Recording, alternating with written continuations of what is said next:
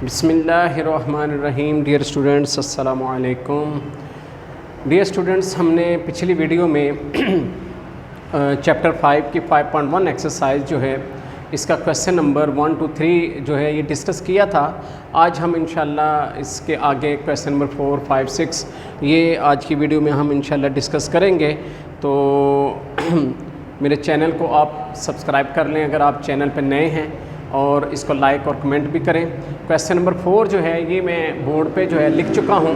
Question number 4 जो है इसकी जो है मैं स्टेटमेंट रीड करता हूँ, इसको समझें। अगर आपके पास बुक्स हैं तो बुक्स ओपन रखें। The annual price of a house and a price of a land is 15 lakh and 20 lakh respectively.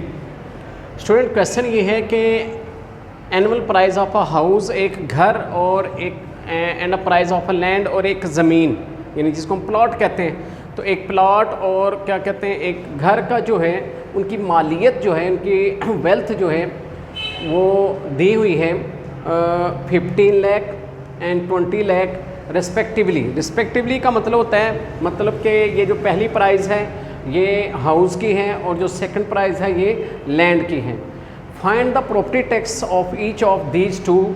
इन दोनों पर प्रॉपर्टी टैक्स फाइंड करेंगे एट द रेट ऑफ 16%, यानी दोनों के ऊपर 16% जो है ये टैक्स फाइंड हमने करना है। तो आइए of हम इसको फाइंड करते हैं। क्वेश्चन को जब हम स्टार्ट करते हैं तो सबसे पहले हम प्राइस लेते हैं। प्राइस ऑफ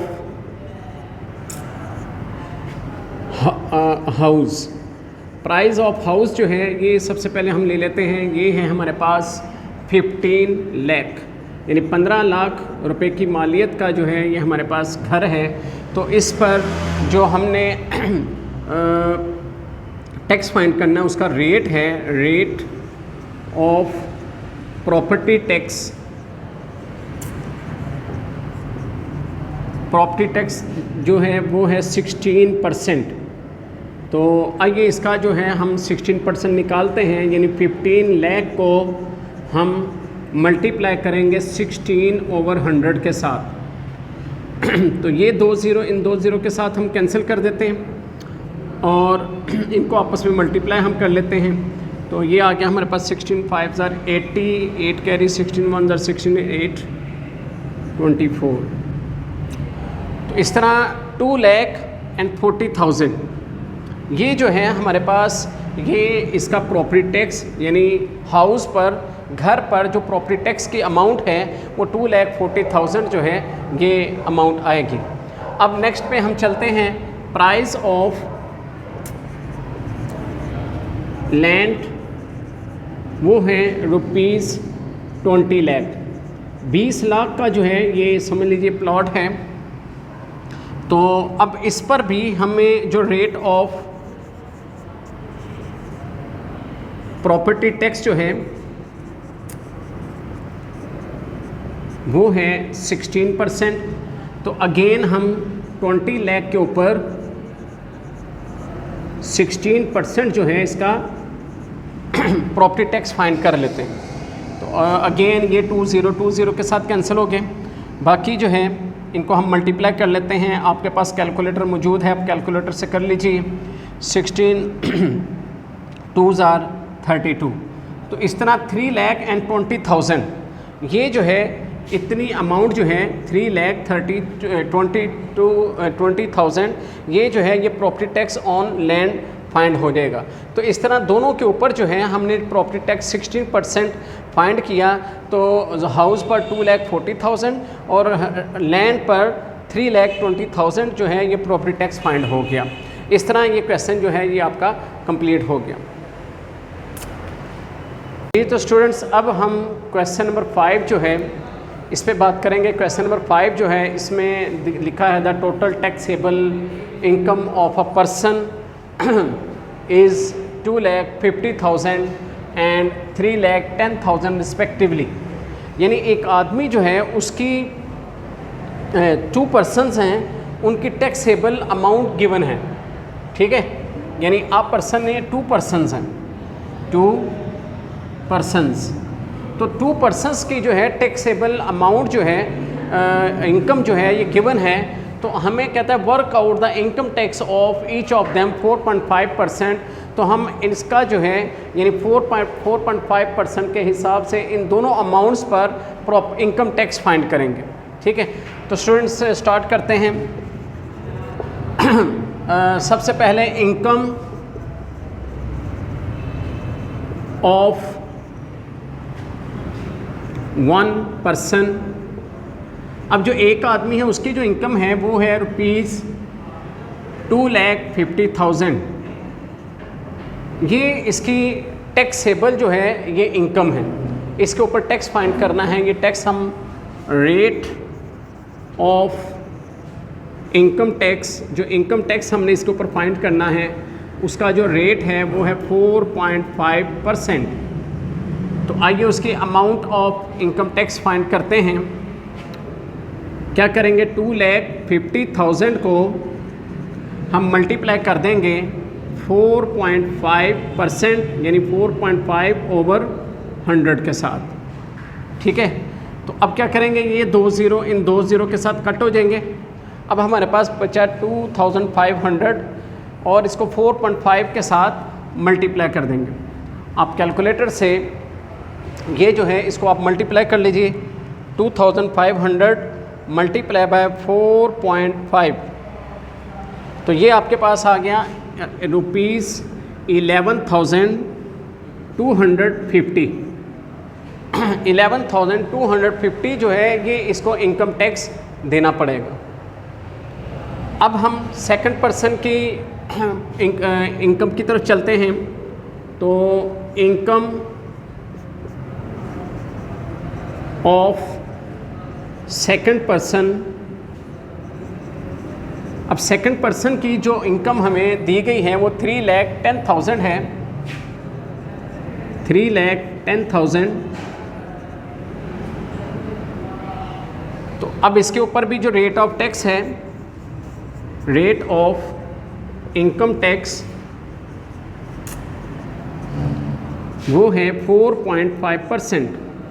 तो बिल्कुल जैसे हमने ऊपर वाले पर्सनस की हमने इनकम टैक्स फाइंड किया, इसका भी सेम वैसे ही हम क्या करेंगे, 3,10,000 इसको मल्टीप्लाई कर देंगे 4.5/100 के साथ। इसके भी 2 ज़ीरो से कैंसिल, हमारे पास आ गया 3,100। इसको हम मल्टीप्लाई कर देंगे 4.5 के साथ। तो इस तरह 3,100 को मल्टीप्लाई किया 4.5 के साथ, तो ये हमारे पास आ गया ₹13,950। 13,950। तो ये इसका इनकम टैक्स है। यानी फर्स्ट पर्सन जिसके पास जो टैक्सेबल जो इनकम थी वो 2,50,000 थी, उसको 11,250 रुपये इनकम टैक्स देना पड़ेगा। और जिस पर्सन के पास 3,10,000 रुपये की अमाउंट थी तो इसको 13,000 ये 13,950 रुपये जो है ये एज आ इनकम टैक्स देना पड़ेगा। ठीक है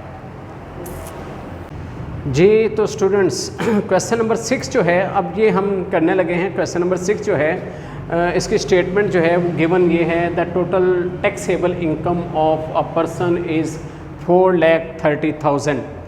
यानी जो गिवन इनकम है, इनकम जो हमें गिवन है वो है ₹4,30,000। स्टूडेंट 4,30,000 जो है ये हमें अमाउंट जो है ये गिवन है, ये income of a person given है। If he is given rebate और 3,000 ऑन टैक्स चार्जेबल। कहता है कि रिबेट, देखिए रिबेट पे आगे किसी क्वेश्चन में डिस्कशन नहीं हुई। रिबेट जो है ये जो टैक्स की अमाउंट होती है इस पर छूट होती है। रिबेट को दूसरे लफ्ज़ों में हम डिस्काउंट कह सकते हैं, छूट कह सकते हैं। तो यानी 3,000 जो है जितना भी उसका टैक्स पेएबल अमाउंट बनेगी, उस टैक्स पेएबल अमाउंट पर उसको 3,000 जो है ये छूट है। यानी 3,000 वो पे नहीं करेगा, उसके अलावा बाकी जो अमाउंट होगी उसको पे करेगा। तो ये हम देखते हैं। वैसे हम यहाँ पे नोट कर लेते हैं, रिबेट जो हमें गिवन है वो है ₹3,000। 3,000 जो है ये हमें रिबेट गिवन है। Then work out the amount he has to pay as income tax कहता है कि इनकम टैक्स की मद में वो कितनी अमाउंट पे करेगा एट अ रेट ऑफ 4.5%, यानी रेट ऑफ टैक्स जो है वो हमें गिवन है 4.5%। तो हम क्या करेंगे, सबसे पहले अमाउंट ऑफ टैक्स फाइंड करते हैं। अमाउंट ऑफ टैक्स तो देखते हैं 4,30,000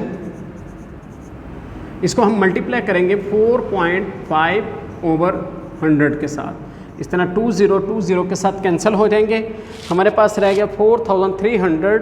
इसको हम मल्टीप्लाई कर लेंगे 4.5 के साथ। 4,300 मल्टीप्लाई बाय 4.5।